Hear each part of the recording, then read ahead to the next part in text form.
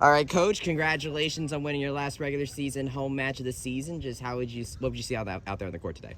Yeah, really good. Doubles point was a little up and down.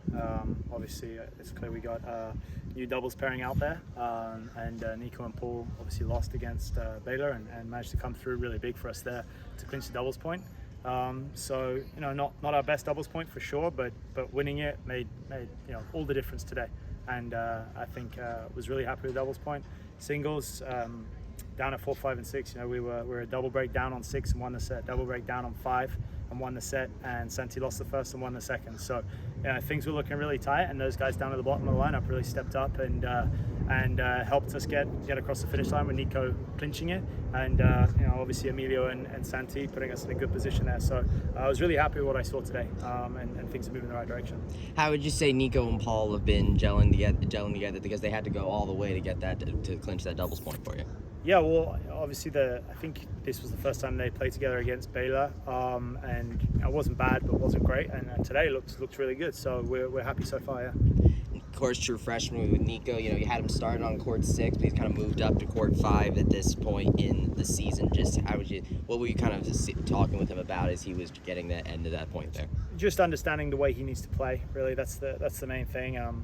There's a certain way that really helps him, and ensuring his energy is in the right spot. It's always hard to come and play college tennis because it's just so different than playing pro tennis or ITF junior tennis, which he's been used to. And there's no warm-ups, there's deuce points, there's people yelling and screaming. So things have to kind of you have to get started very quickly, and players aren't always used to that. So that's one of the big things for him.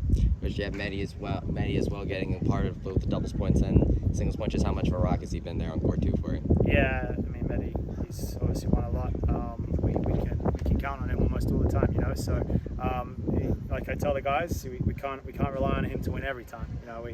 Other players have to step up, and they have done for us. And that's it's great to have someone like Mehdi who can step up and win a lot of singles and doubles matches. And we obviously have other people like that as well who've won a lot. Santi being one of those, and him and Mehdi have obviously won the most this season, but we got a lot of people who have won a lot of matches, and we've got other people now who are able to step up and win. Like Nico, and obviously Emilio didn't finish, but he was up a set, and we talked a lot about that.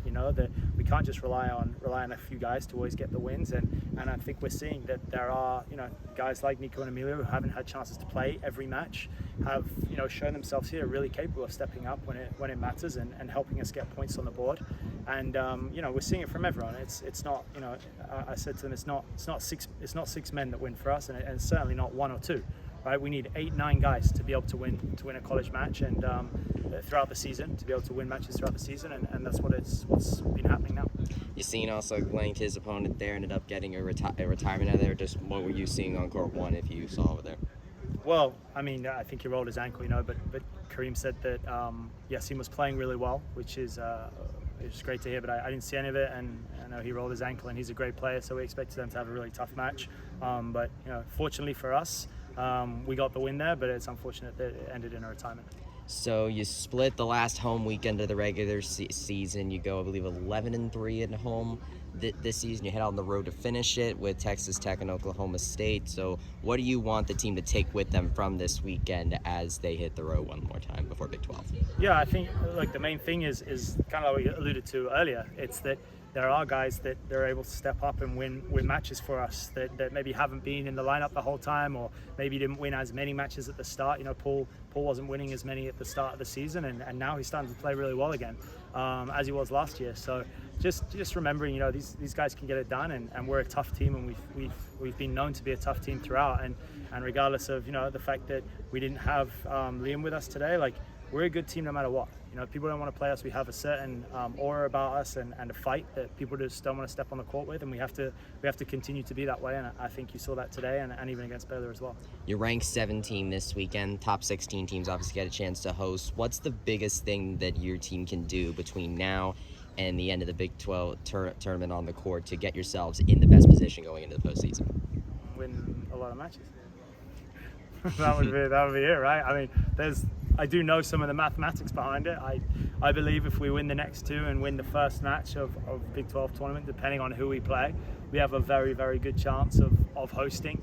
But if we do that, it'll be a real and lost the next one, it would be a really fine margin. But of course, you know, the best thing we can do is win the next two and win the conference tournament.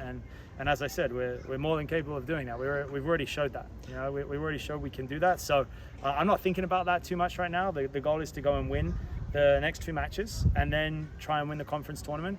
And of course we want to host. Of course we want to be top 16. Of course we want to play in front of the home crowd here and host and be the number one seed in the first two rounds. And it's something we definitely have a chance to do, but the focus is on winning the matches that are in front of us. And if we do that, obviously we will host. Considering that this is the last time it's being here for the regular season anyway, what's the biggest takeaway you take from watching the team play this season? Well, you know, it's been another year of firsts. It's been some of the crazier results than last year, obviously, I would say.